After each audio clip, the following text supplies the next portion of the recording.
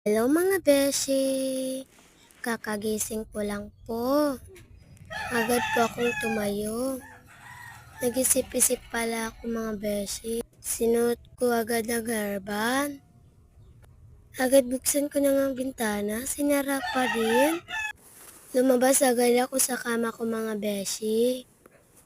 Yan pala mga beshi, pumunta pala ako sa labas. Tumayo agad ako mga beshi. Maglakad-lakad pala ako mga beshi. Tinignan ko pala mga tinpinsan. Yun pala, nakatulog pa din.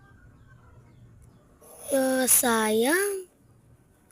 Pumunta agad ako sa kama ko mga beshi. Ang lungkot-lungkot ko mga beshi. Pero okay lang.